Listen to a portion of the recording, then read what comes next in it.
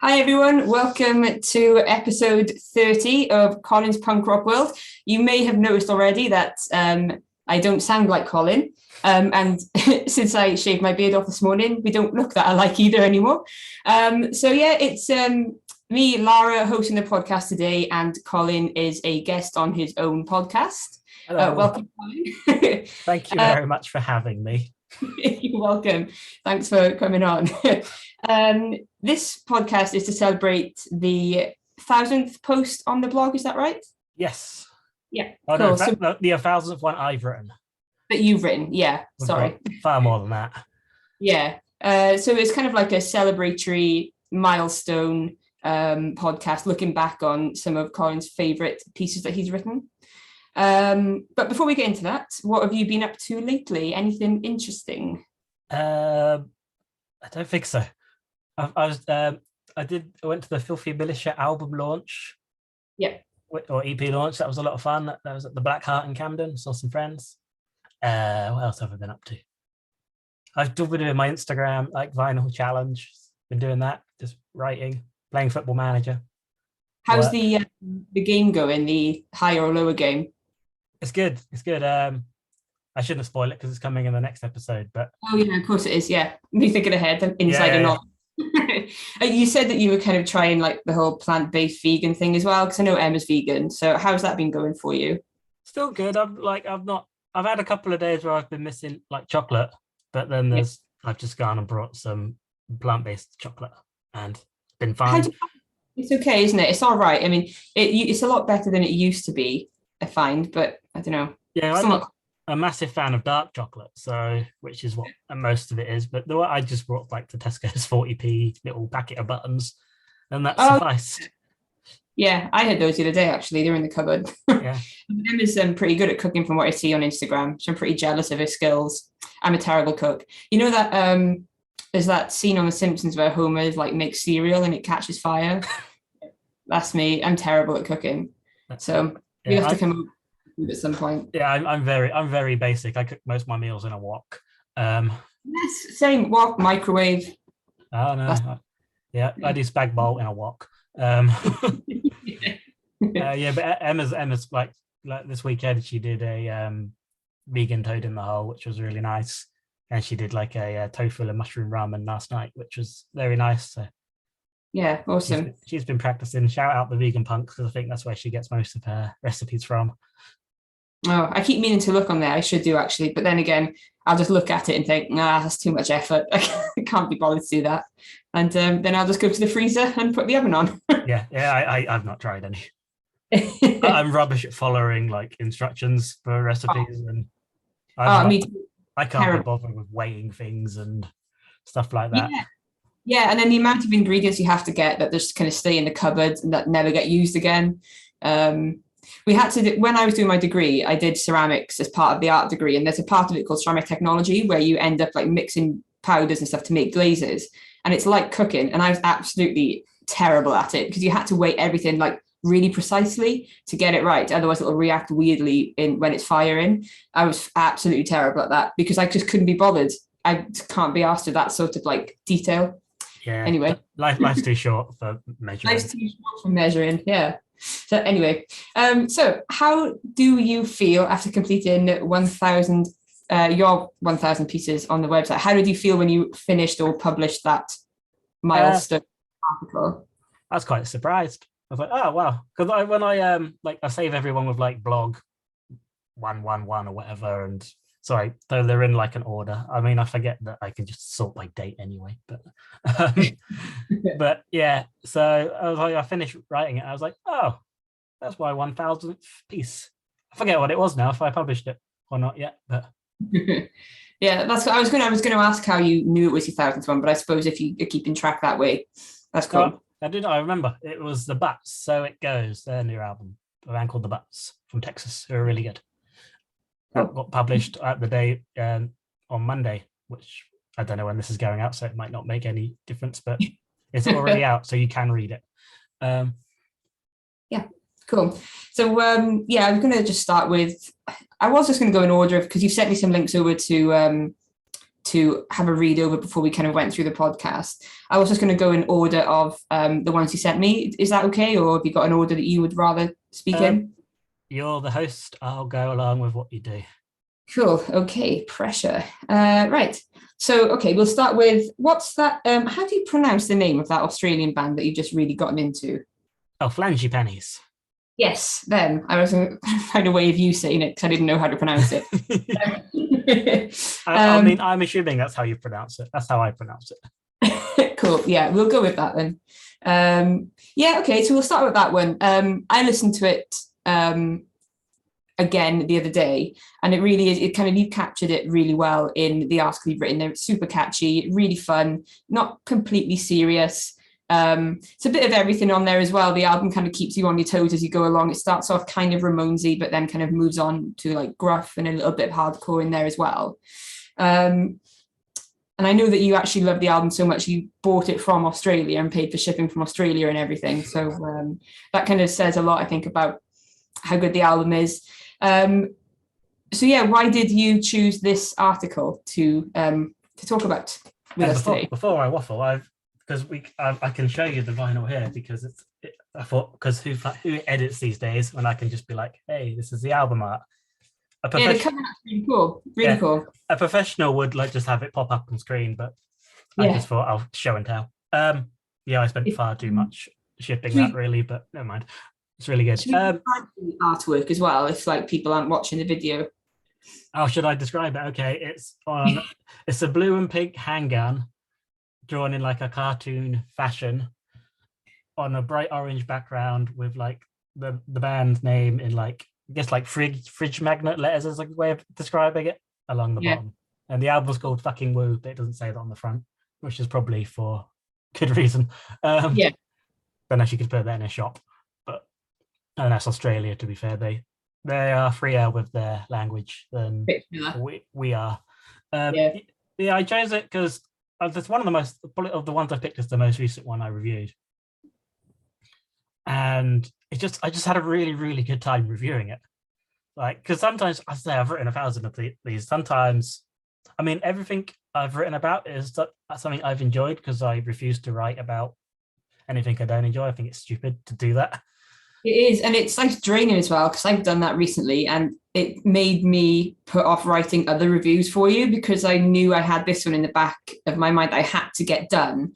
And I was like, I need to get this done before I write any more. And it took me, like, things happened in my life personally that I wasn't mentally in the place to write anyway. But like, even so, I was put off writing because I didn't want to listen to the album that much. And I didn't want to write anything negative, which meant I didn't want to write anything at all. So I completely understand why, like, you wouldn't want to write anything that you don't enjoy that much.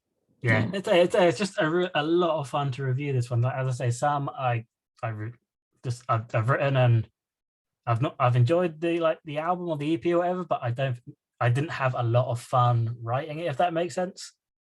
Whereas this one I'd probably listen to about. I mean, how I review is I try and write something about every single track, and then by doing that I like just listen to that same song over and over again, looking for things I like and like picking out lyrics or like cool guitar parts or whatever. So yeah, and this one I must have spent a good 2 hours writing about and just had a really lovely afternoon doing it. So I wanted to tell more people about it. Like I think their last 3 releases have all ended up on my end of year lists because they're a lot of fun. It's nothing like, it's kind of throwbacky in like skate punk, and it is really crude, a lot of it, and uses the C word a few more times than I'm probably comfortable with. But it's like it's not ever offensive, I didn't think, which I think is really probably quite hard to do, in that, like, to be like rude and crude but also not offend people too much. And there's a lot of good messages on there as well, like about like politics and social things. And like there's a song called, I should know this, there's a song called Close, which is basically about their lead singer, I guess on the whole band, but I think it's the lead singer's experience in particular, Jodie. Like back in the early days of Flangipanis, I get the impression they used to take their clothes off a lot of shows, and then men are creepy, so they stopped doing it. And tell me about it. Yeah, it's insane. Like the creepiness. Like I've never really experienced it that much because mainly I've gone to gigs with Nicky, so I'm usually like stuck by his side anyway. But I literally last night when I was at a funeral for a friend, this big guy literally grabbed me around my waist. It was like I was so like I had this split second where I was just like, what the fuck is going on? Because you kind of your partner's touch, you know how they would kind of like hold you and touch you or whatever. And this wasn't like Nicky's hand, and it was like really like right in the middle of my waist, really like put like really really forceful. And I was like, what the fuck do you think you're doing? And then he walked off, like kind of like stormed off in front or whatever. I don't know whether he meant to move me out of the way or whether he was just being super creepy, but either way, he shouldn't have done it. Because he wouldn't have, if I was a guy, he wouldn't have done that. I'm sorry that's happened. That's horrible. No, well, yeah, I know it sucks, but we got him kicked out after because we kind of grassed him up to the security guards. I was like, you can't do that.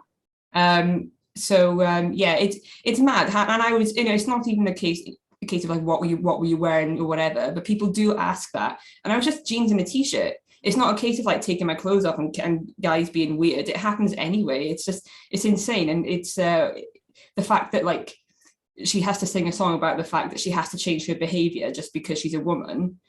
It's shocking. yeah. I think in the review I wrote like a feminist anthem, which to be fair, when I sat down to review it, I didn't expect to be writing those words, but I think that's something that was really good about this album. It's fun, but if you dig down into it, there's a lot of like really good messages. So, or just call it bullshit out like that. But yeah, that's why I picked that one. Yeah, everyone go listen to Flangipanis, and then they're getting a big following, and then they can come to England, and then I can see them live.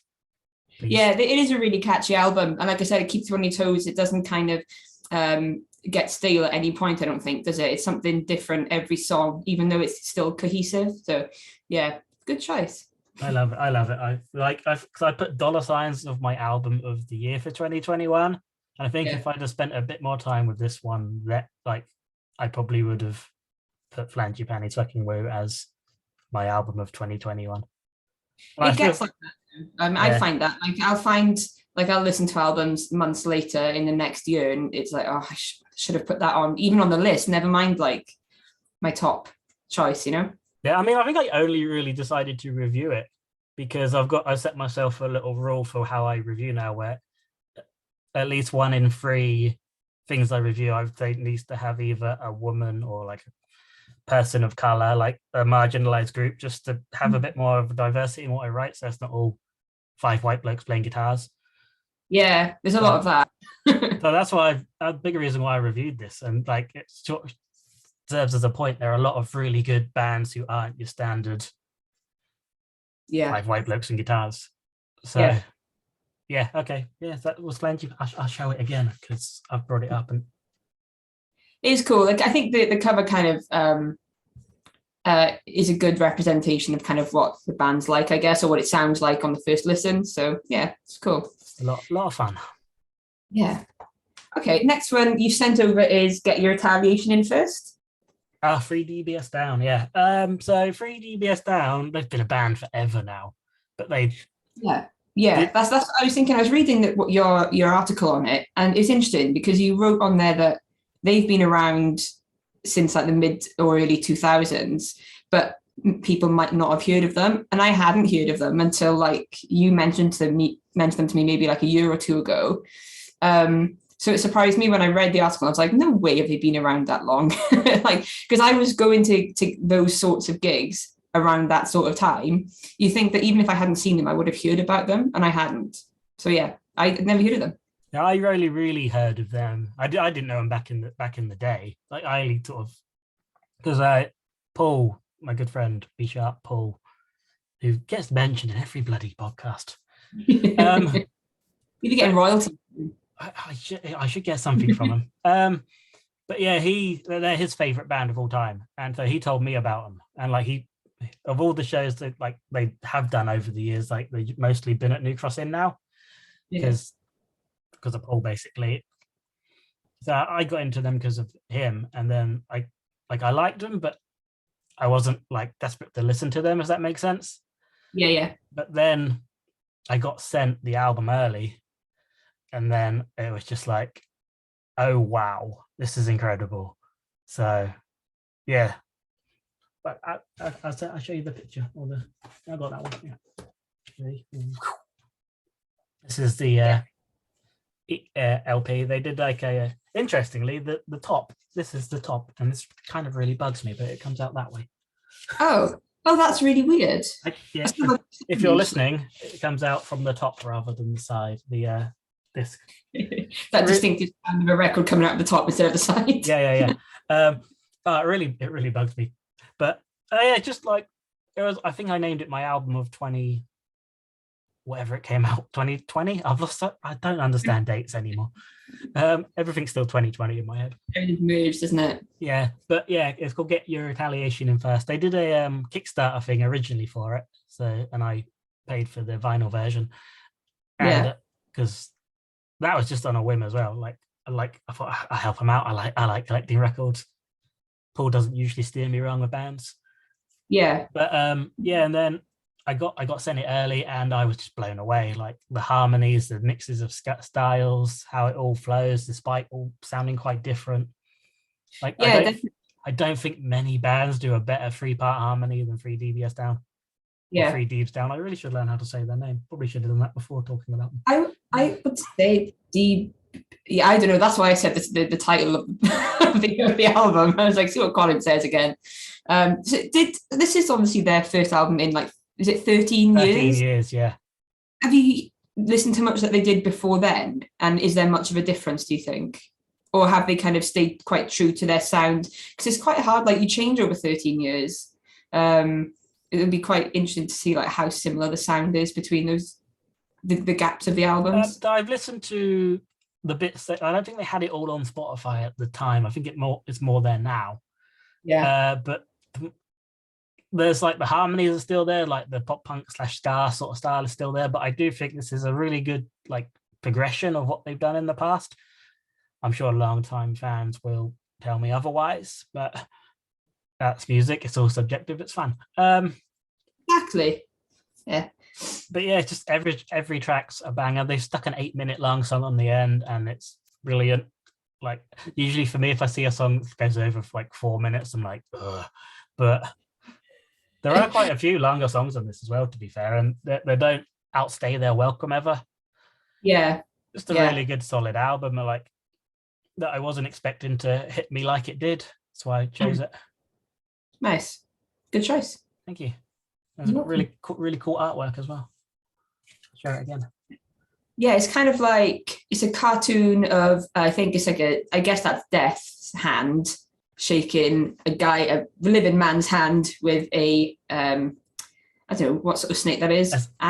Maybe? Adder, maybe? Yeah. Looks like the adder from Farthing Wood Friends in my head. Yes, that's what I was just going to say. I've got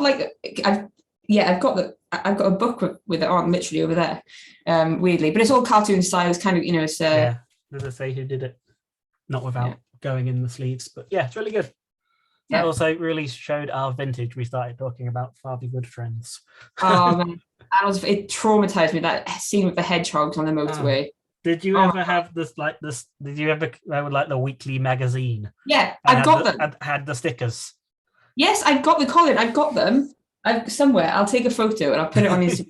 Tag you. I also used to collect the figurines. Yeah. Do you remember them? Yeah, I used to collect those. Oh, Colin, I've got drawings. Like I've got a folder over there of like drawings I did when I was a kid and was in Farthing Wood. I'll post it on Instagram later.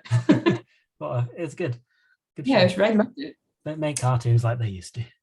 Oh, they don't. And I'm sure that's where like my love of animals came from, watching that. Yeah. What a show. I've got the VHS somewhere as well.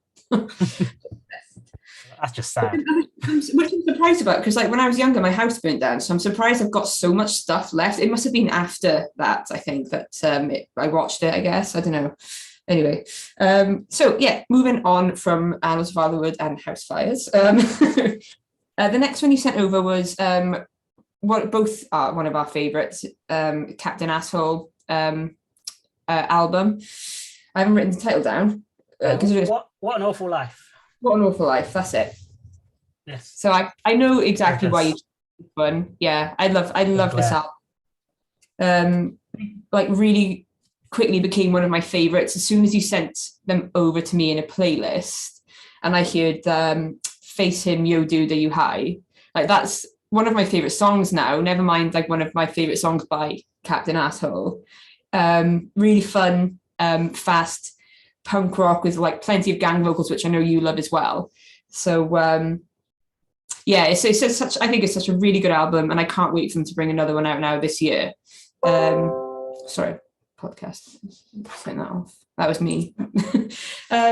Yeah, so yeah, why did you choose the album? Is it because it's your favorite of 2019? Because there were quite a lot of good ones back then. 2019 was an incredible year for like music, wasn't it? It was insane. I think I've got 2 albums I picked from that year in this collection. But yeah, so I remember like seeing them get announced for Hamburg Booze Cruise that year. I thought, oh, that's a stupid name. Yeah, and that's what I thought when you sent me the playlist. Like, what the this? And it's not because of the name. I would have normally not really gone to listen to it. Yeah, absolutely agree. In my head, I'm an adult, and it's got a swear word, and I'm just like, ugh. Yes, Colin, exactly. I felt exactly the same. The same. Yeah, then I listened to Max, their bass player, who's an absolutely wonderful human being. Sent it to me. I thought, okay, I'll give it a listen. And on that day, I sat down to review it. I was so I just lost someone who meant a lot to me, and then work was shit, and I was just having a really sort of terrible couple of weeks. Then I stuck this album on, and I just cheered up. It was like, this is what I'm missing. I love this. Every single thing about this is what I think is really good pop punk music. Yeah. So and I was so excited for it. I've been telling everyone about it ever since. Like, listen to this band, they're amazing. Like we said, like I'm a massive fan of gang vocals. If there was ever an album that was just solidly gang vocals for each and every song, I would love it. I don't even think it would grate on me a little bit. But yeah, all the songs are really catchy. There's some good meaning in a lot of the songs. Like I like that they have different things. Like Manu sings most of the songs, but Max sings some songs, and the old drummer Theo song had some verses, and it just works. Like, it's just good fun. And this really like opened a lot of doors for me to like checking out other like mainland Europe bands, because I've said this so many times on this podcast, and just we don't give enough like time and respect to the bands in like mainland Europe, which I think is stupid because there are so many really, really, really good bands. And this kind of opened like the door for me to check out like bands like Surats, Arterials, Hellenbach, loads of other bands. Shut Up, Twist Again, really, really good. So I just love this album, and I got to see them play once. I'm really excited to see them again when we go back to Hamburg Blues Cruise this year. And Punk Rock Holiday as well, if they're still on that. I think they should be.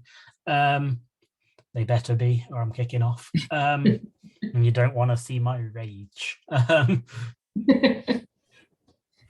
But yeah, I just love them, and I'm really excited for the new album to come out in a couple of months.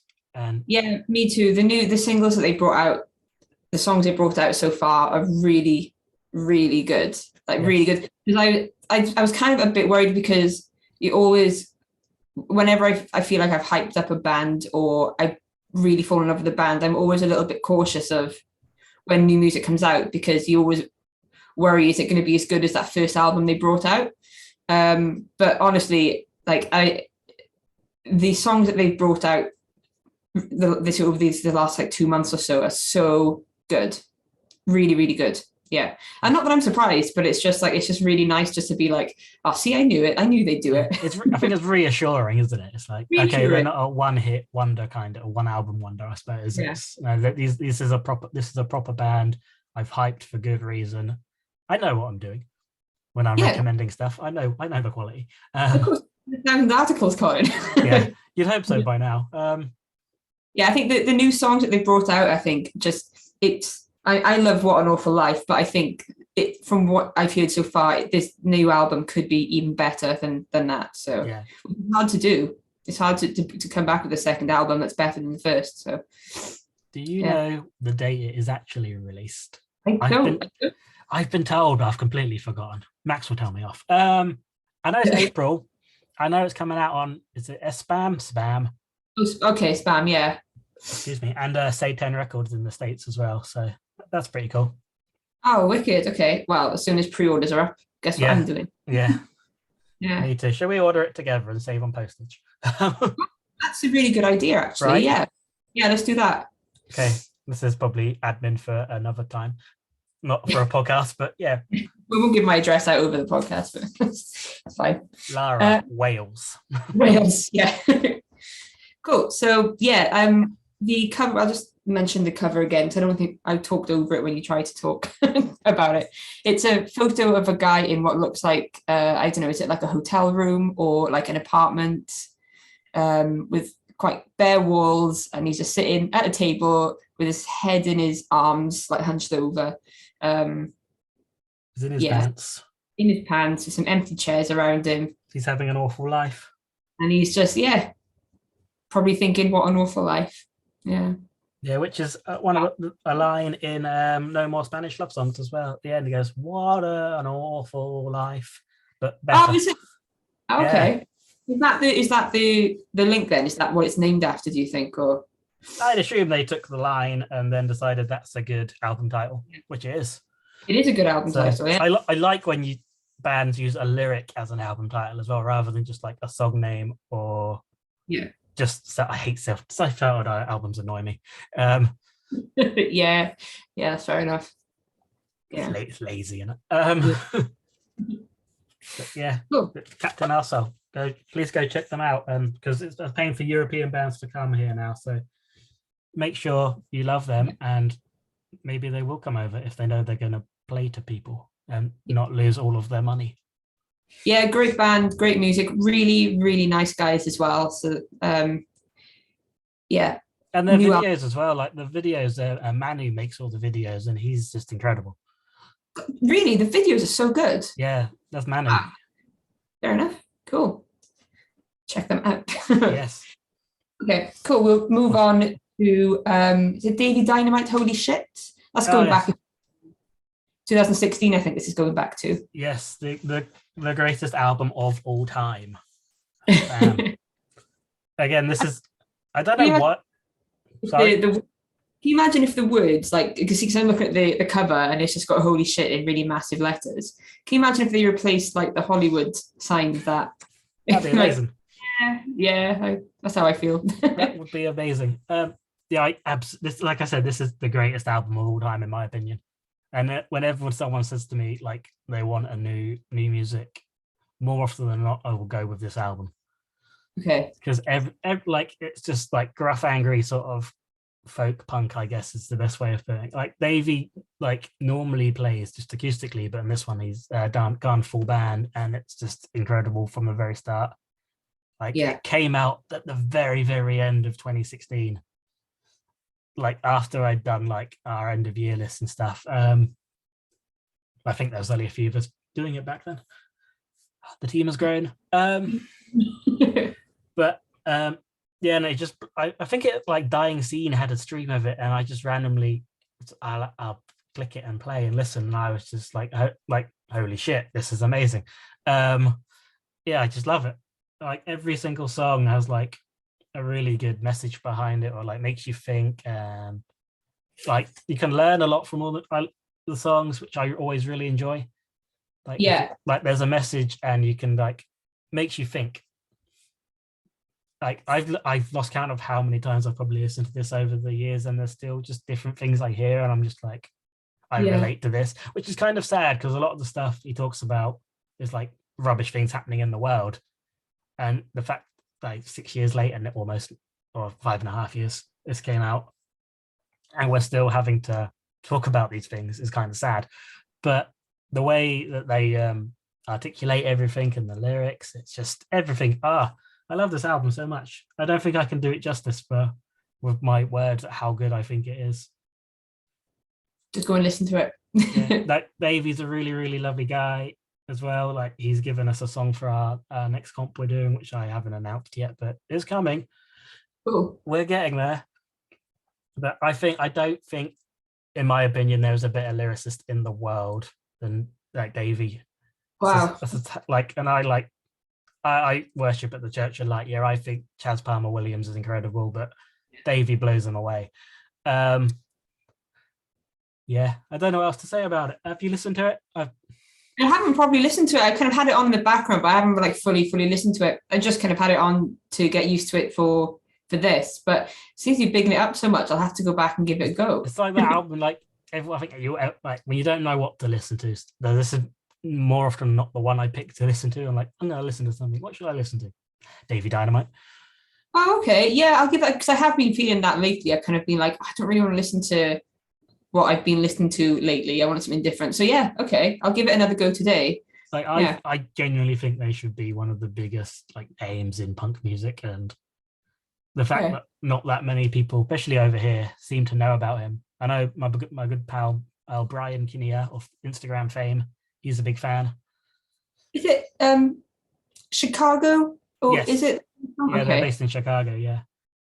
But yeah, it's just incredible. Go and listen to it. Just I would suggest just stopping this podcast now and go and listen to it. To be honest, the lyrics are on Bandcamp as well. So if you want to listen and like read the lyrics, to really, I think, to get the full holy shit experience, that's the way to go. Like the song "Gods" at the end. Such a good album. Everything. Just listen to it. I don't know what else to say about it. Just go and listen to it. Cool. Awesome. Yeah. Okay. I will go and listen to it after this. Actually, I'll listen to it again. I think I might. Still listening party. Yeah. Cool. All right. So the next one you sent me over was "Call Me Malcolm."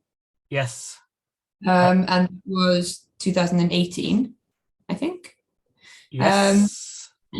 So I think so. Could have been 70, could be 18. Who cares? Yeah, could be either. I think I just saw a date on the thing and I was like, 2018. That's it. Okay. That's going to bug me now. I've got to find out. Where is it? Yeah. I posted it on March 16th, 2018. Cool. So, awesome. 2018. This so is like lots of ska punk. I know that you love ska punk anyway, so I was expecting a few on here, which is really cool. Lots of references to the band's sort of influences, I suppose, as well in the review, like Less Than Jake, Real Big Fish, Goldfinger, but also like a bit of skate punk put in there as well. And there's a quote that I've written down that I really like that you wrote, that made me laugh this morning when I reread it. It's even though it's like we're talking about the interlude type song, I didn't write down the name of it, but you've put, even though the song feels like an interlude, there's absolutely no reason not to be skanking, like your life depends on it. Yeah. But that just really made me laugh. It's like, yes, I kind of see you in the living room, just kind of like, getting you two-tone. That's true. This isn't out on vinyl yet, so I can't do my show and tell. Oh, okay. But it is being released. You can order it from their shop. Emma and I have ordered a copy each because both splatters are incredible, and we're super fans of Call Me Malcolm. I'm also wearing my t-shirt today. What they did for the Music Venue Trust. This album, this is like another one. Like Paul, like I'd seen Call Me Malcolm a couple of times before this album came out, and like I enjoyed them, but I wasn't super fan yet. Yeah. Which I think is the case for a lot of people, to be fair. And then like Paul, who's like, in my head, he's basically their manager, / extra band member who never goes on stage with them. He's their Ben Carr, but just as promo rather than dancing. So he's like, you've got to listen to this. Like, it's come like, I thought, all right, I'll give it a listen. And I kind of expected it, like he's their friend, he's gonna big it up. And I listened to it and I was like, wow, this is the band taking this, not just them to a whole new level, but like the UK ska punk scene at the time is just taking it up a notch. This is gonna really turn some heads, and it did. And like I remember reviewing it and every song just being like, wow, it just keeps getting better and better. Yeah. And you can you can sort of see from like what's happened since it came out how much of a stepping stone this album was for them. We can go into a bit more detail if you like when we talk about the In Defence of UK Ska article that you wrote, which was recently wrote as well, which is a really good article. Cool. So I think that's all I've kind of written for them, but I kind of You've answered a few of my questions actually that I was going to ask was sort of when. I'm sorry. No, it's fine. It leaves me talking. So seeing as there's like no album, we can't like no record artwork, we can't really talk about that. So we'll move on to the next one, which I think is the last album that you've got up there, which is also one of my favorite ones. And 2019 again, absolutely banging them out. You got Burnt Tapes, Never Better, and what a great debut album. Yeah, they've like smashed it out the park on it. Like, I've been following. Here's the album artwork. I've like been following like the Burnt Tapes around the same time. Like I started doing Colin's Punk Rock World, so it's like they've sort of I've been able to like witness and kind of document their growth as they've gone along. It's been really cool. And then like this album when they released again, I got an early copy, and there are heroes and sent lyrics as well. Because all bands, when you send me stuff, please send lyrics. It makes it so much easier. And it makes a difference, I think. It helps you understand like the songs as well, and what the singer was going through. And with a band like Burnt Tapes as well, I think it's important to have the lyrics because it's quite emotionally charged. But I just really like when I was reviewing it, like because I like have a history with the band and like their older releases. Like their first EP and the ones that they now call demos, but I think should be classed as EPs because I still think they're really, really good. But they have so many like little Easter eggs hidden in the songs for like the past releases, and I was sat reviewing it and reading the lyrics and just having a lovely time, being a really big Burnt Tapes nerd basically. And this is a callback to Alterations, and Broken Teeth. They love Broken Teeth. They always talk about Broken Teeth.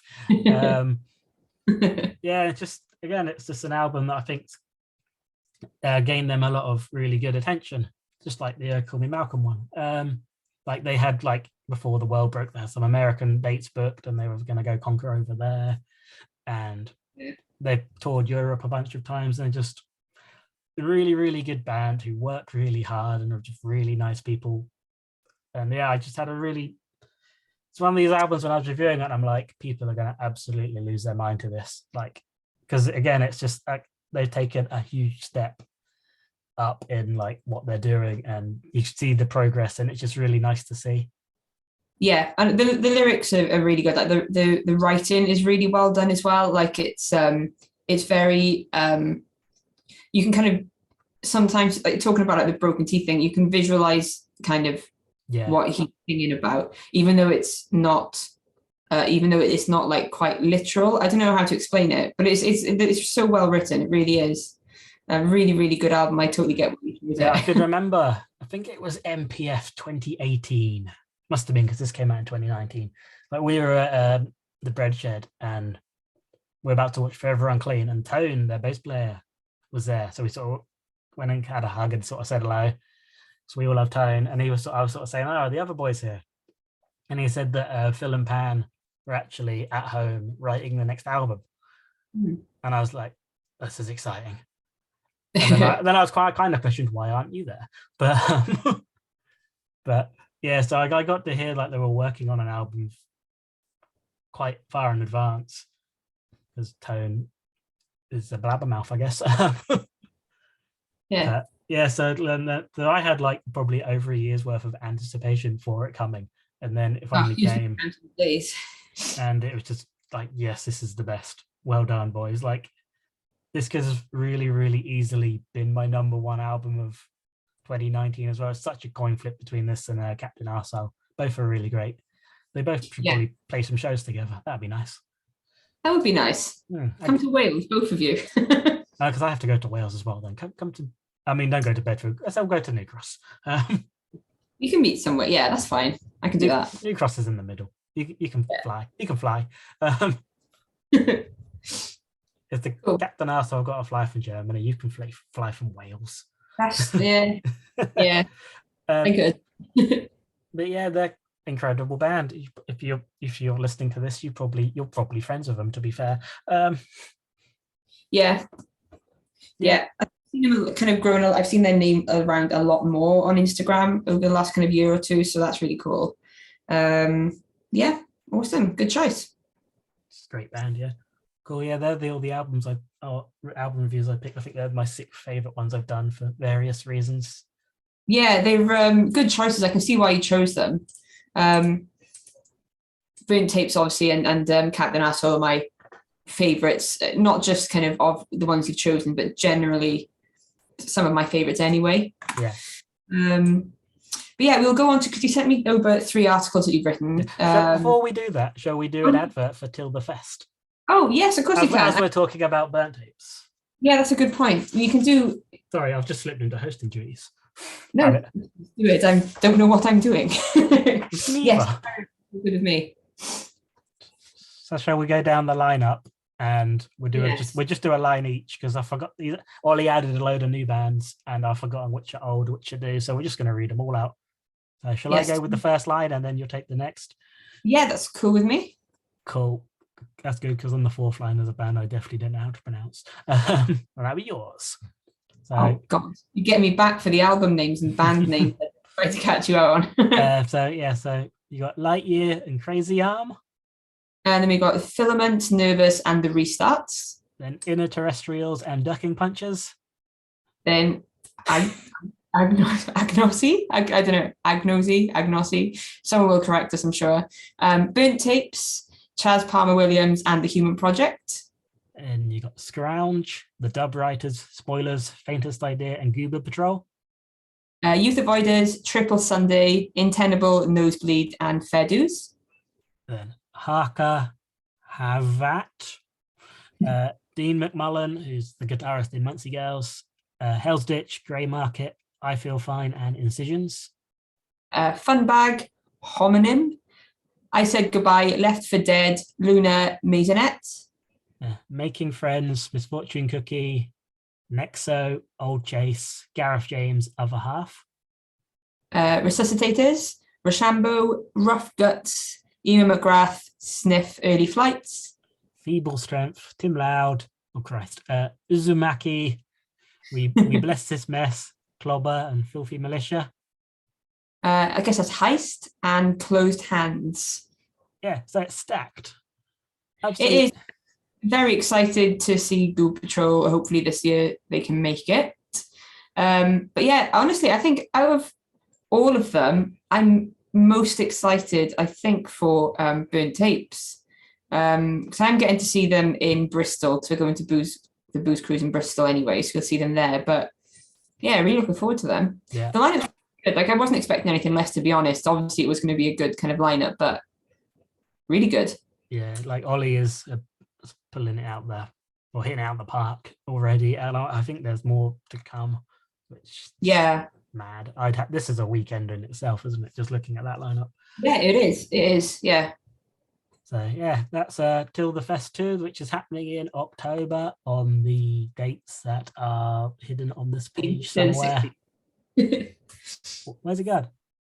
14th to 16th October, yeah. Oh, which is happening at the Amersham Arms and New Cross Inn and the Pie House, and on here it's got the Bird's Nest as well. I don't know what's happening at the Bird's Nest, but that wasn't there last year, was it? No, I don't know if they've added another venue for it, or they're just having food there, or but yeah, that's another South London venue. Never actually been there. I've heard good things. So apparently they do a bang-in roast. That's what I've heard. If that's your thing, you could go do that all year round. Yeah, tickets are on Dice, so get some. It's a really fun time. Best weekend of 2021 by some stretch. Yeah, I think I had a really great time. Really, really good time. I was gutted to go home. Yeah. We stayed for Sponge and almost died.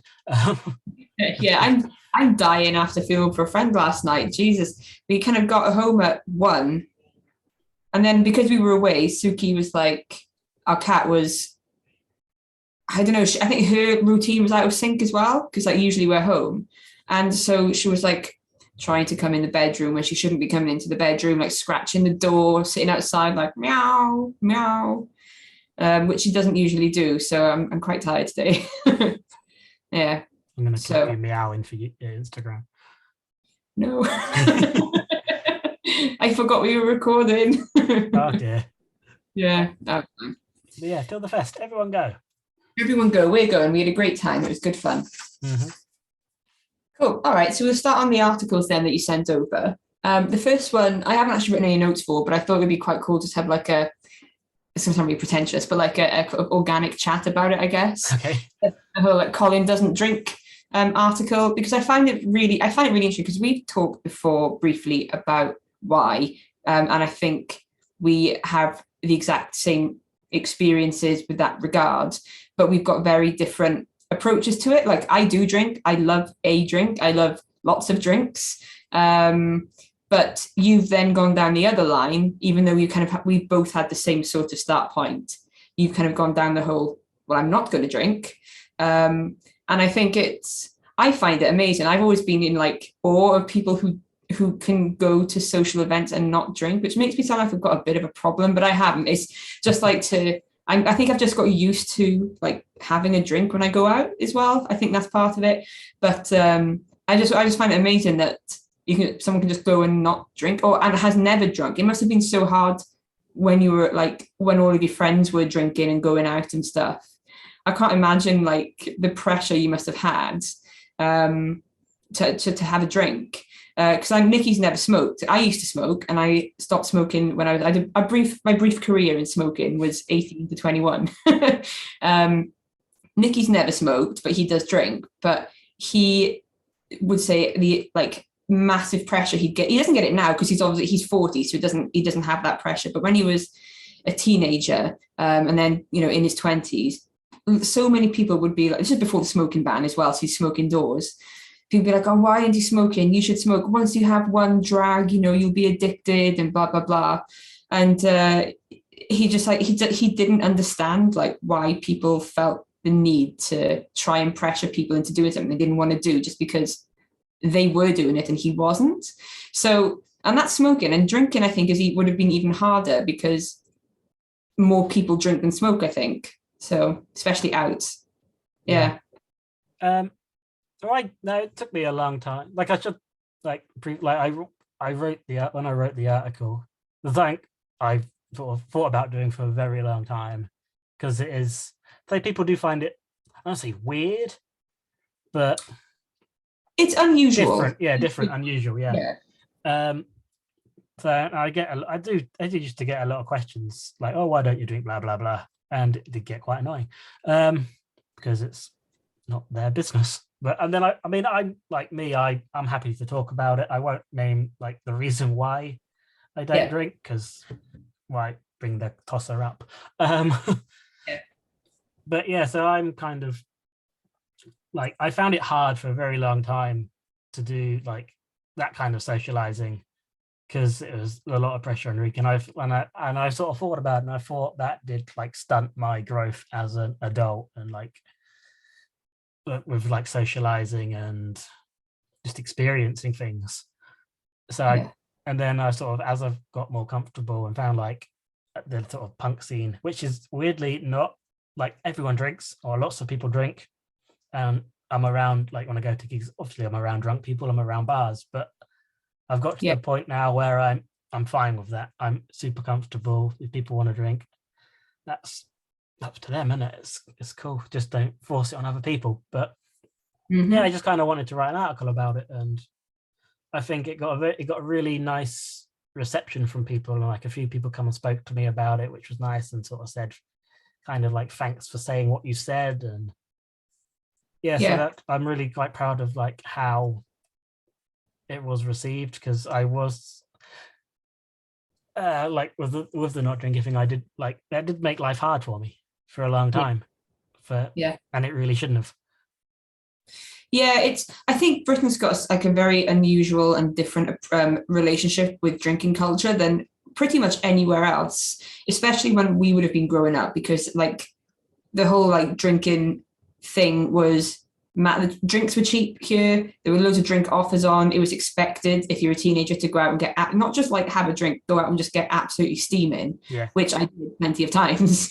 But like your article doesn't come across as like preachy or anything like that. It is literally just you reflecting on what you think it's kind of what an impact you think it's had on you, because it is very easy to for that sort of thing to come across as like, oh, I'm better than you because I don't drink. And that's not at all how y'all's I have seen other people that are like that, which isn't the right attitude to have, because then you're becoming the person who's like, well, why aren't you drinking? No, it's weird, because then it becomes the other way around. But yeah, your article is very like balanced and fair and just self-reflective more than anything, I think. Oh, thank you. No, you're welcome. honestly, like I said, I'm in awe of anyone who does it, because I like drinking. It's a big part of my family, whether it's in the good way or in a bad way. And I did go sober for 6 months in 2020. But that was just because all the pubs were closed. Not like we did dry January, and it just kind of went on until like June or July. Yeah. But I haven't like done it since. I tried dry January this year. It lasted 2 weeks. Well done. Yeah. So, but I think it's, as long as everyone's respectful of each other, right? I mean, as long as there aren't people going, you shouldn't drink, blah, blah, blah. And then there also aren't people on the other side absolutely steaming, ruining an experience for somebody. Because that still happens, unfortunately. It is mostly younger people, I find, because I used to be like that when I was younger. But I noticed it last night. There were quite a few people who were, they're not going to remember the gig. They were that drunk. They're not going to remember the nights. I think that, like, with, especially now things are sort of going back to sort of some sort of normality. Yeah. Like, people aren't used to, like, the etiquette, I suppose, of a gig, and like how holding your drink properly, and because you're not, I guess because you're out of the habit, and also there's the excitement because it's not something you're always doing like you might have done 2 years ago. Well, what I will say is you don't see a lot of people throwing cups of water at people. It's mostly half cans of beer getting thrown around, which is really fucking annoying. One hit me in the back yesterday. Oh, Christ. That's my biggest thing I hate about going to like big gigs is like, when like a band will start or something will kick in and like the song, and everyone's got like a cup or a glass of, and just launch it into the air, and oh god, like, one, if you want to waste your money, just give it to me. I know, and I bought I didn't like any of the beers they had yesterday. I had a double vodka and coke, nearly £7 in fucking Cardiff. Come on, stop that.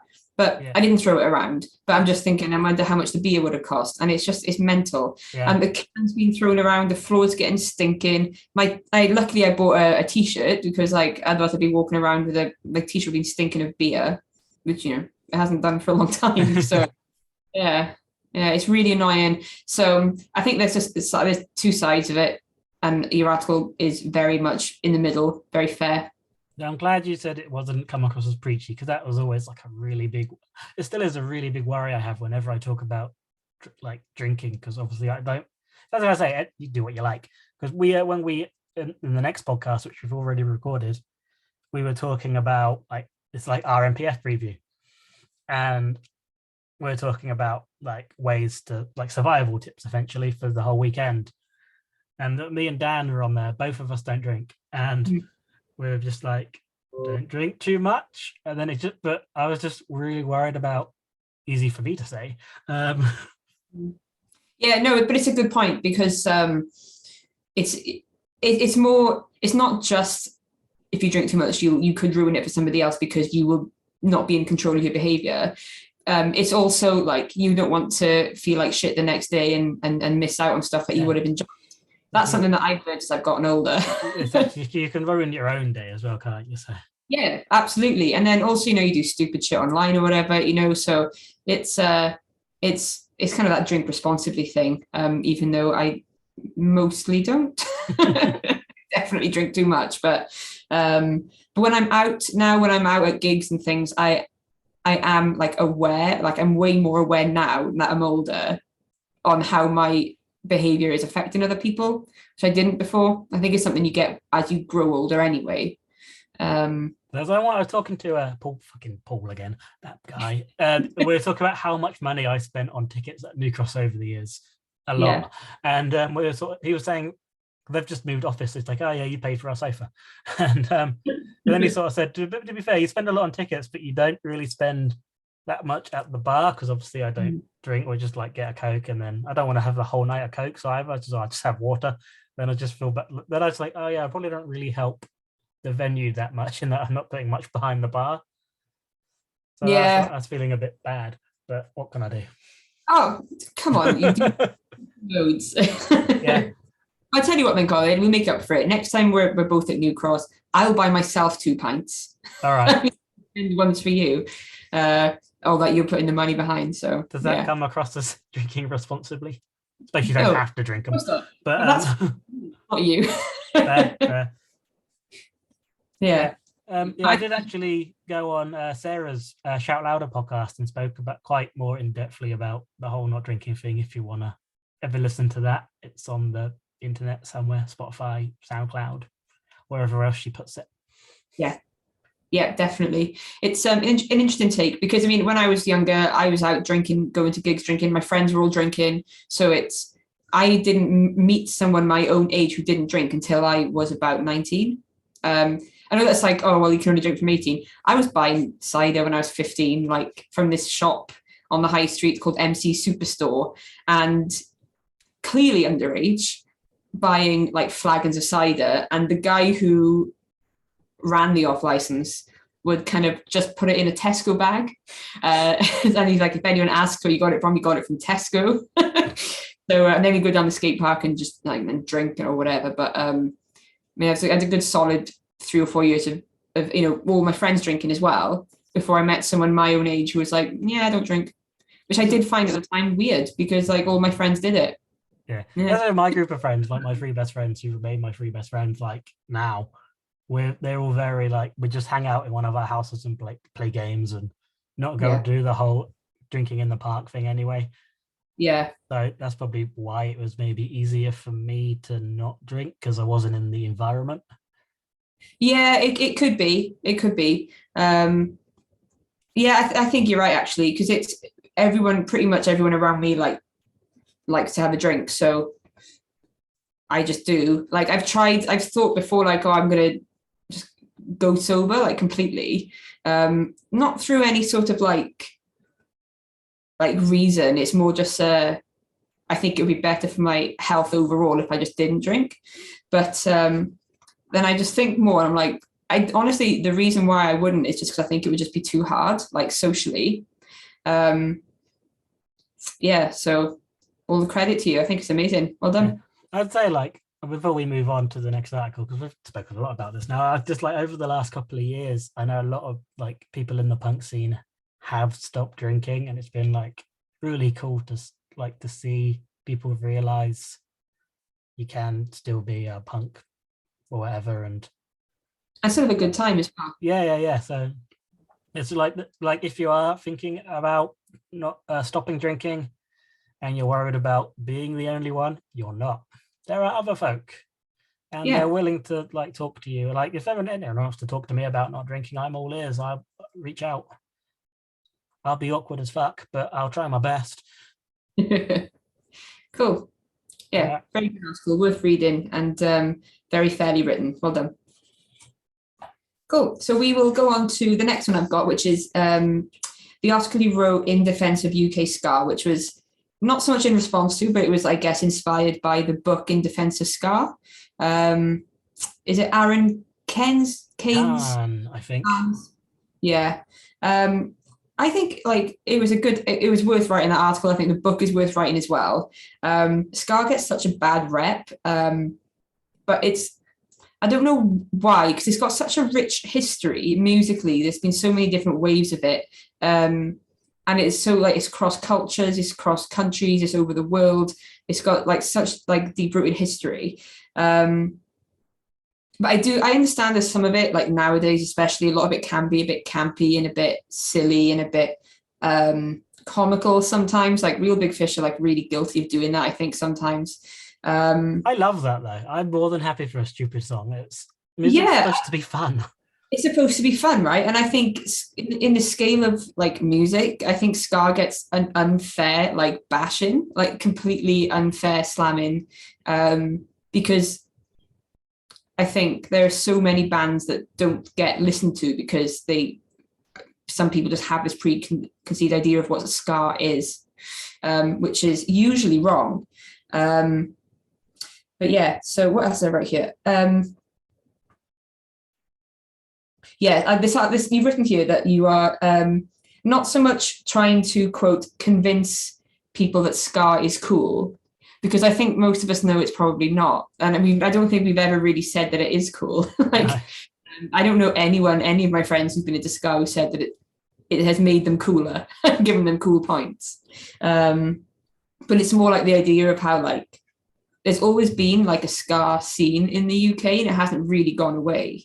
And going back to the Call Me Malcolm album that we were talking about earlier, it just seems to be kind of getting boosted, if anything, nowadays, especially in London. I think there's quite a lot going on in London. There's not much here in South Wales. There used to be, but there isn't so much anymore. Yeah, I think the London thing is, again, that poor guy clinging on to youth and just keeping the scene going.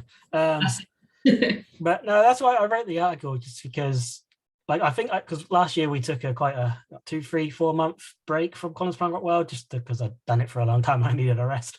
And like in that sort of time, Jeff Rosenstock released Ska Dream, and like all the Bad Time bands were like, people were getting excited about them, and there was just this whole idea that ska was back, and it really bugged me because ska never went away. And that's what the article sort of stemmed from. I wanted to sort of shine a light on the, like, all the different eras and sort of like we've had, because like the UK is a tiny island in the middle of a sea that I probably should know the name of, but who cares? It's blue. It's water, isn't it?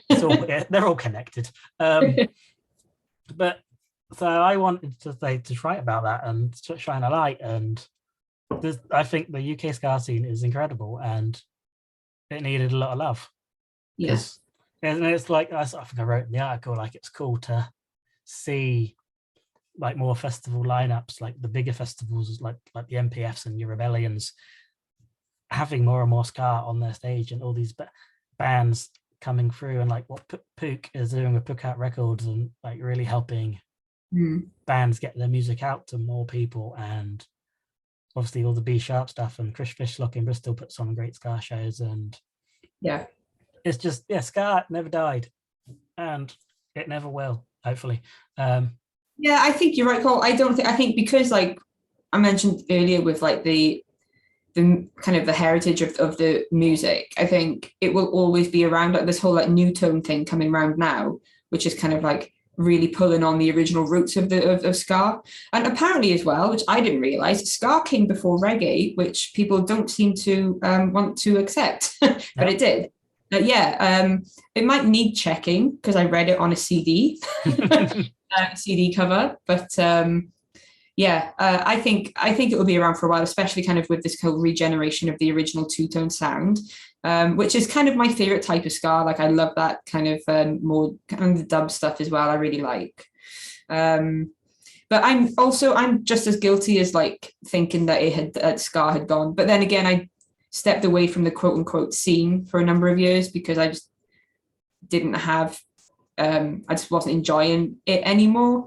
So I think that's just because I stepped away from it. I just assumed that it had stopped, which is kind of weird, like for you to have. But because I wasn't there, and this is before like social media really as well. So it was quite easy before Instagram anyway. So it was quite easy to just think everything had stopped because I wasn't keeping up to date with it. So your article was really cool to kind of be like, oh yeah, no, it's still there. Always has been, never went away.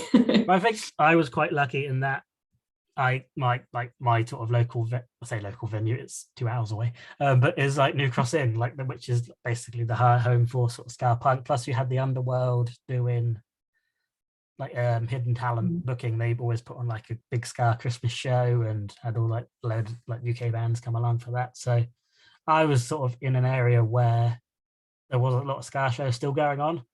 I don't know if they were all over the country, but I know like obviously TNS in Manchester, when they started, they put out a lot of different ska bands, and you're getting bands like Lightyear, King Prawn, Sponge, all those bands, like when they do play shows, they always get really big crowds still.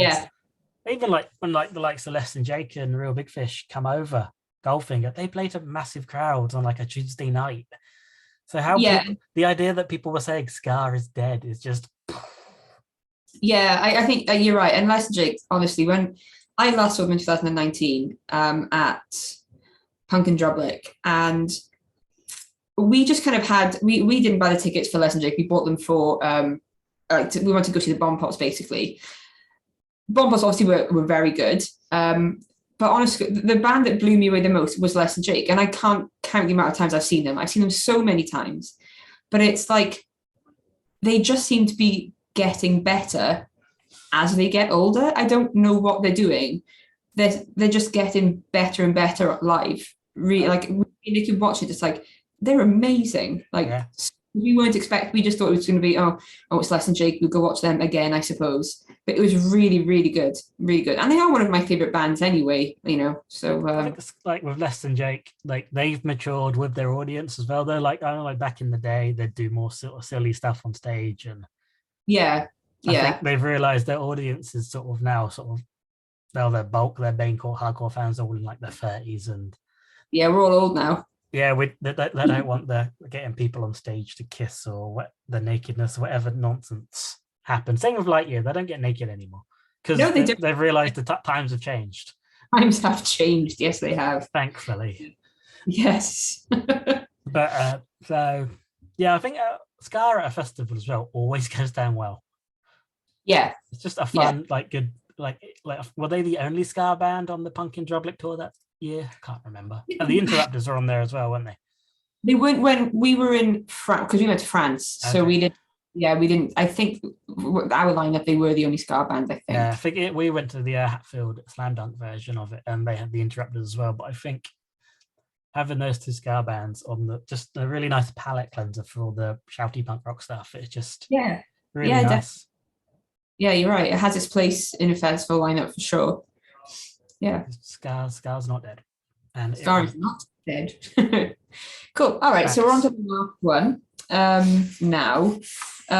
So kind of going off the not drinking and kind of like accepting people's choices for their personal reasons or whatever. We go on to your article, Punk in 2018, which is the overall kind of theme I got from it was just don't be a dick, like be a nice person and like be respectful of other people. So let me just have a look at my notes, professional notes that I can't read now because that's a lot of what my articles tend to end up being. Just don't be a dickhead. Well, it is, and I've written down here like for me, like my whole thing is obviously like it's the quote that you've put at the end really sums it up, which is punk rock used to be about smashing the system and now it's about fixing it. It's absolutely right, because for me it's like it's not so much about that anarchy and blah blah blah or whatever that it used to be, because ultimately I don't think it is anymore. I think people might think otherwise, but it's more now being like the best person you can be, and that doesn't necessarily have to be you have to be the best at your job and you have to be the best at this and you have to be the best. It's just about you doing the best you can to be a good person and to be good to other people and to support people. It's easier to build people up than to kind of insult them and bring them down and drag them down. And ultimately, it's just a nicer way to live, isn't it? Yeah. I think. So that's my kind of overall analysis of the article. Yeah. So I wrote it in like. Sorry? What made you write it? I wrote it in like the aftermath, when like NoFX played Vegas that time, and I think Melvin and Fat Mike made horrible jokes about the shooting that happened in Vegas at the country festival. And then that rightly got them in a lot of trouble. Yeah. And then like the punk internet sort of groups all just exploded and had a lot of arguing and just... Yeah, it kind of stemmed from that because I just got really fed up of people arguing all the time about punk music. Like, it's important to a lot of us, but is it worth spending your time arguing with a stranger on the internet about, really? Yeah. I always think NoFX. Punk is. It's stupid. Yeah, like it should be about uniting. It should and fighting the man, not like infighting and just bickering and just turning into silly insults. And like every single, I think the 99% of like groups on like the internet about punk music are just horrible places to be in. Yes, no, I agree with you. And honestly, that's when I mentioned earlier about how I stepped away from like the scene for a while. It's because I just couldn't be asked with the drama. Like I think whether because I'm older now or whether it's changed or what, like it's a much nicer place to be in. But I just couldn't stand like being around a lot of not so much the people, but like I found it a very unwelcoming place a lot of the time when I was younger. So unfortunately, I do think as it's like the whole thing has like the years have gone on, the whole thing has become more accepting and more diverse, which is good. Yeah, definitely. Because my big problem with it was I found like we talked about it briefly when we did the kind of the women's International Women's Day podcast, like the whole bro culture of it. It's a lot less now, but it was like a real struggle when I was younger. And I think that's kind of still been in the back of my mind. And that's part of the reason why I was kind of pushed away from it, I suppose. Yeah, I certainly noticed like that whole bro culture, especially when you go to like a bigger gig. Yes. Like an academy gig rather than just like a pub DIY gig. Yes. You can always tell which person's going to be a dickhead because they've got a backwards cap.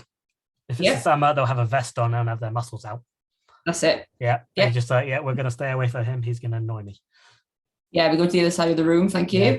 It's always the way, but but that article, I think again, I was expecting so much hate when I wrote that, which I think, like when I posted it, I basically sort of said, like, the title is going to be I put Punk in 2018. This column is going to get me abuse because I was really, really expecting it, and I was really, really worried about sharing it as well because I expected to, and I couldn't be bothered with abuse. But like, I only know of one bit of like bad like feedback that it got, which was really nice. Yeah. And then like, but that guy doesn't like me anyway for whatever reason. Because so it doesn't count. It's fine. No, the reason is I didn't want to review his band because I didn't like him, and I didn't want to spend time doing it, and he didn't like that. But for some reason, yeah. But like that was like then like his friends just really backed me up anyway, which was really nice. That made me feel good. But yeah, because there was just so much arguing for no reason on the internet, not even just in music, everything. Yeah. Like I'm a Crystal Palace fan and I hate like the Crystal Palace like Twitter or Facebook or whatever, just because it's again people arguing all the time. Like we support the same thing here. Why are you arguing? Also, I find that with like kind of the football world as well. Like I'm not really that immersed in it as much as I like you are, but I see it all the time. And sometimes like the people with the loudest voice have the stupidest opinions. Yeah 100%. What else can I say about it? I was actually sort of reread it earlier. I never ever reread anything that I write because it makes me cringe because I just think it's all rubbish. But it's not. I know exactly how you feel. We mentioned this earlier, I think. But so I thought I wrote a lot more when I was rereading it. But I think you cover enough there, Colin. Honestly, it's enough there. You get to the point. Yeah. So, I got a really nice reception for that, and like, I think it's the most viewed article we've had as well. But I don't know how much that counts anymore because algorithms have changed. And I don't understand the internet. It's whatever Facebook wants you to see, basically. Yeah, I don't understand. There needs to be a new way of sharing stuff, and I'm yet to work it out. We've got a Reddit. Everyone should join our Reddit. I don't know what it is. I think it's Colin's Punk Rock World. That would make sense. Go join that. I'll post stuff on there now. Yeah. Cool. I don't know what else to say about that. Really, it was when you write something 4 years ago. It's hard to remember. Yeah. Yeah, I'm really happy with like the reception. I like the line at the end. It shows like the punk rock used to be about smashing the system. I think it's the single best thing I've ever written. And I don't think I'm ever going to top that. I'm trying, but it's a really good quote because it's so true as well. Like, the more I see it's all, I don't know whether it stemmed from, because there was that like brief arm of pop punk and hardcore that was kind of the posy-core or positive, whatever. I don't know whether maybe that it stemmed from there, maybe. But then that was quite bro-y as well, so I'm not sure. But I think generally, it's more punk to be nice and kind and just a good person than it is to be hateful and full of nasty arguments that don't really mean anything and upset people as well. That's my thing. What's being negative about things ever done for anyone other than ruined your day? Exactly. That's it. And because it affects you negatively as the person arguing, and it also affects the person that you are arguing. So it's two people that are getting upset and pissed off and wound up. It's not worth it. What's the point when none of you could be upset? Exactly. Life's too short, like, good God. Stop arguing. Especially like the last couple of years have taught us anything. Just live life, don't. Absolutely. Life, negative energy is just not worth it at all. So I said, like I said at the start, and I've said loads of times, like my only rule, or one of my only rules for Colin's punk rock world, and it's what I tell people whenever they join the team: just write about things you like, because I don't like negativity on the internet. It's unnecessary. Yeah, definitely. Yeah. Cool. And the last question I had, which I wrote down like an hour ago, was, why did you start the blog in the first place? Why did you start the website? Well, this is also on the Shout Louder podcast, but we've got to the end, I might as well answer it. So basically, in 2013, I did, or my friend, or 2012, we're going way back. I did I think I did 30 gigs that year. And then like, it was like New Year, like my friend came home from Cambridge, which was when I still lived in Colchester. And we were at the pub, and we were telling each other about our years, and he's like in Cambridge doing a master's, and he's now like a tenured doctor or something. Wow, incredible. Yeah, and there's me doing this. Hey, roundabouts. Yeah, exactly. I'm having fun. But yeah, and he said, you should try and do 52 gigs next year. And I was like, no, don't be stupid. But then I thought about it. I'm a big fan of Dave Gorman. Like, his challenges he used to do when he was a stupid man and not a responsible adult, like the Google Whack thing and meeting all the people called Dave Gorman. Yeah, we went to see him in Reading a while ago. Like, I don't know, how long have I been married now? Maybe about 6-7 years ago we went to see him. So we I love him. And I was like, this sounds like something Dave Gorman would do. Yes. Then I was like, okay, I'll have a go. And then we were talking about it some more, and I was like, I should maybe try and write about it. I had no experience of writing at the time, but like, I don't think I'd written anything since I left school, which would have been in 10 years earlier. Long time. Because old people. So I wrote that, did that 52 gigs in a year, wrote like a blog about it. It's on the internet, but don't read it. It's awful. But then 2014 came around, and I sort of was still going to gigs, but I felt like I'd lost a bit of purpose. And then some stuff happened, and like I got sort of diagnosed with depression and was on all sorts of fun drugs, and the prescribed kind, I should put out. But on drugs. Just in a really sort of bad place. And I thought about like why 2013 was so good, and it was this purpose of like writing and like in a way giving back to the whole thing. So whole scene. So that's why I thought the thing that's making me happy and like is going to gigs and stuff, and like I thought, how can I give back to the scene? Because I wasn't in a position to promote. I'm not in a band. I have no desire to ever be in a band. So I thought, I could write about the stuff, and it just kind of grown from there, and much bigger than I ever thought. I didn't expect to still be doing it like 8 years later. I didn't expect to have a team. I didn't expect to have a record label or a podcast, but like doing it's just opened up so many sort of doors and opportunities and given me so many experiences. I've made so many really good friends. I quite convinced me and Emma wouldn't be together, or if I hadn't have started doing this, because it was the cool thing that I do that made me seem interesting. So it has brought a lot to my life, and good. It's a good thing I started doing it, I suppose, because God knows where I'd have been. Yeah, unhappy and in Colchester still, probably. No, that I dislike Colchester, but it's got a castle. It's got a castle. It's a great achievement, Colin. Really good. And like from my perspective as well, you and Emma have been like, whether you are aware of it or not, you've both been quite a big part of my life over the last kind of 2 years. COVID has been terrible, but I have met people through Instagram that way because of it. And I know that if we hadn't had lockdown, I wouldn't have been online as much and I wouldn't have met so many great people. But your friendship has really like helped me over the last year or two, not just kind of like get a better understanding of what's going on in music or whatever, but also just like I struggle with like awkwardness sometimes. I know, like you say, you do as well. So it's been cool to kind of like chat and get social practice in, I suppose, because like in lockdown you don't do it. I didn't really do it much anyway, especially when we moved away from Aberystwyth where all my friends were, moved back to Swansea where my friends used to be but have since moved.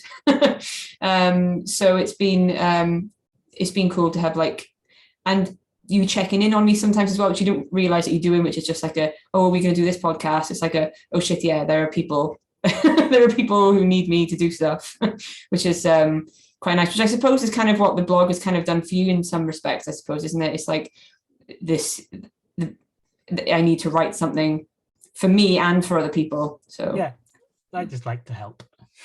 Yeah, and it is a big help. And I've met loads of other people then through it, so and I think I wouldn't have had such a good time at Till the Fest if I wasn't part of CPRW as well. So yeah, awesome. Yeah.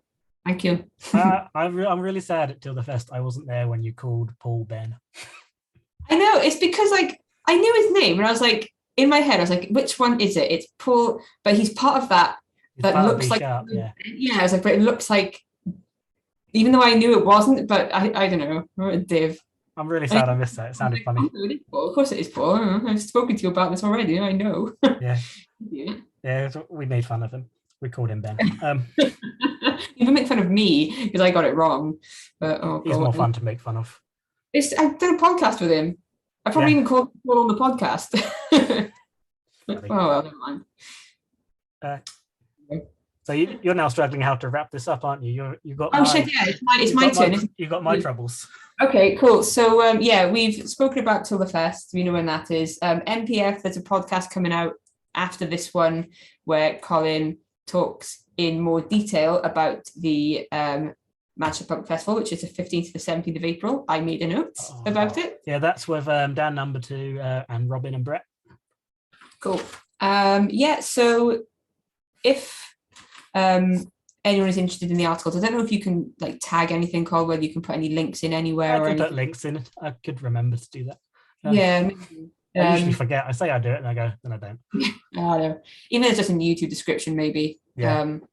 But yeah, that's it. Check out the blog as always. Listen to all of the other podcasts, and also, why don't you tell us which your favorite article was? So it can just be from today's podcast. You're not going to go through like 1,000 worth of Colin's, unless you want to. I don't know how many there actually are now in total. I'm intrigued. I should know things like this. Let's have a look. Sign. I'm going to guess without looking 1,600. I was going to go about that as well. There's loads.